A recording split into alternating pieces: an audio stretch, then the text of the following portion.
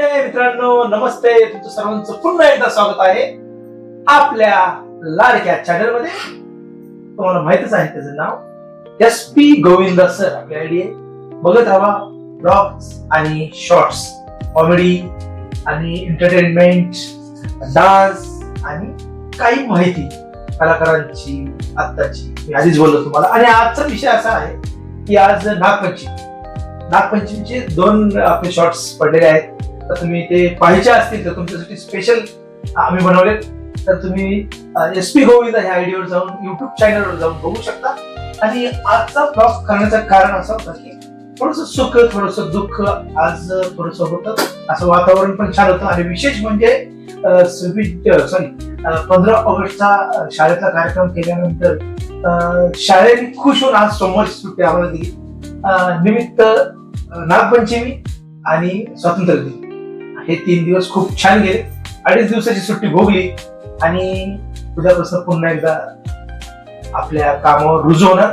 पण आजचा दिवस स्पेशल म्हणता येणार कारण माझा मोठा मुलगा अन्मय प्रकाश सुतार तो त्याच्या स्वतःच्या मनाने अभ्यासिका करण्यासाठी आणि पोलीस अकॅडमी 11वी 12वी आणि पोलीस अकॅडमीच्या अकॅडमीसाठी चाललाय.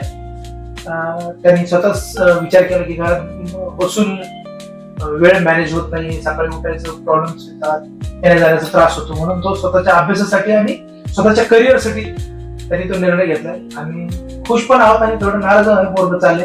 छोटा पण ICAM इन्स्टिट्यूट मध्ये आहे. आणि एक ही तर गोष्ट झाली अशी. आणि एक महत्वाची गोष्ट तुम्हाला सांगायची होती की हे थोडे हॅपी होती, थोडं सुख थोडं दुःख. आणि आता एक थोडीशी एक वाईट बातमी आहे. आणि समाज मध्ये काय चाललंय समाजामध्ये ते हे आपण बातम्याला पाहतो, परत इंटरनेटला पाहतोय, सोशल मीडियाला पाहतोय. आताची नवीन पोरं 16, 17, 18 वर्षाची पोरं काय करतात ते ठीक आहे. व्हॉटएव्हर. घरच्यांना पण दोष दिला जातं, टीचर लोकांना दोष दिला जातं, मित्रांना दोष दिला जातं. तसं नसतं. कारण की तो अनुभव आम्ही पण घेतलेला आहे.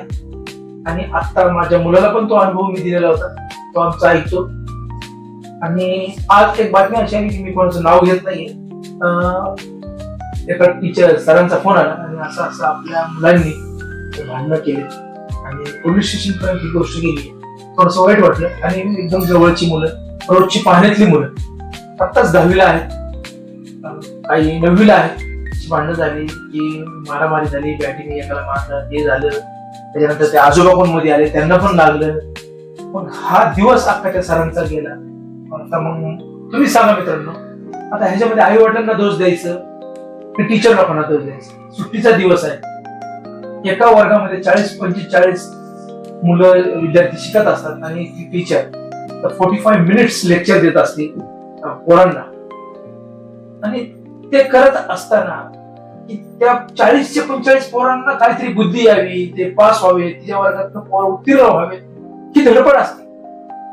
आणि पोरांनी असं काही विचित्र वागल्यानंतर त्याच्यामध्ये हार फक्त नाही का टीचरची आणि आई वडिलांची असते. पण हे मुलांना कळत नाही.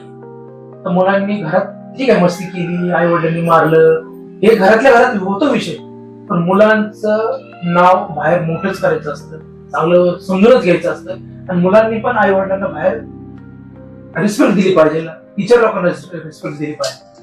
आता काही गोष्टी हाताबाहेर गेल्या तर आपण काहीच करू शकत, कारण की आपण रोज त्या मुलांना शिकवत असतो, सांगत असतो.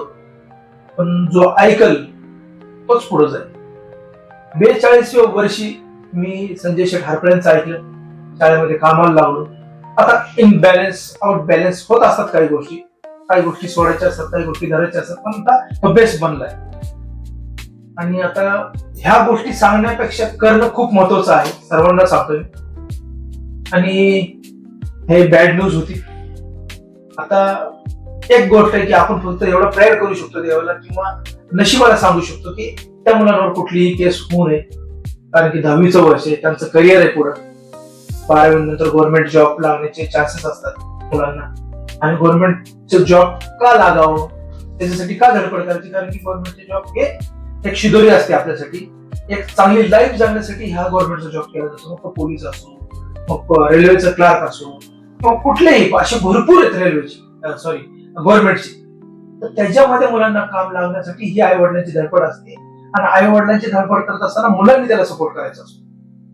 त्याच्यासाठी 12वी पर्यंत तुम्हाला चांगलं शिक्षण घ्यायचं असतं, तुमच्या अंगावर कुठली केस नाही लागली पाहिजे. अशा बरेच केसेस होत असतात. भांडणं असतात किंवा घरातले थोडे छोटे छोटे भांडणं असतील, त्याला मोठं झालं होतं, किंवा आपण मुलींचे केसेस असतात, किंवा असे भरपूर आहेत कारण. पण त्याच्यामध्ये न पडता आपल्या आई वडिलांचं, आपल्या गुरुजनांचं, आपल्या टीचर लोकांचं ऐकून आपला टाइम कुठं वेस्ट होतोय, कुठं अभ्यास करायचा, संध्याकाळच्या नंतर 7च्या नंतर कुठं जायचं नाहीये, ह्या गोष्टी आपण पाळल्या. पण त्या नादाला लावून नाही, त्या गोष्टी होत नाही. कुणी येऊन तुम्हाला लगेच मारणार नाही. ठीक आहे, आता जे झालं ते झालं. इथून पुढे असं काही होऊ नये. सर्वांना सद्बुद्धी देव. आणि आज मला बरंच काही वेगळ्या गोष्टीवर सांगायचं होतं, की आपले स्टार, आपले कलाकार जुने नवीन त्यांच्याबद्दल बोलायचं होतं. पण आज ठीक आहे, त्या गोष्टी घडल्या, तर आजच्या गोष्टी आजच वाईट संपून चांगल्या गोष्टीला एक जन्म भेटावा.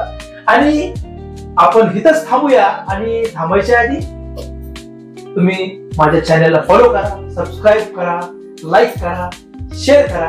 आणि इथून पुढे नवीन नवीन व्हिडिओ माझे पहा, नवीन नवीन स्टोरी माझे पहा, तुम्हाला मी सांगणार आहे. आणि नक्की कमेंट करा. माझं काही चुकलं असेल तर मला सांगा. आपला मोठा भाऊ किंवा छोटा भाऊ, आणि तुमच्या सर्वांचा आशीर्वाद आणि प्रेम असंच राहू द्या. तर चला भेटूया नेक्स्ट ब्लॉग मध्ये. धन्यवाद.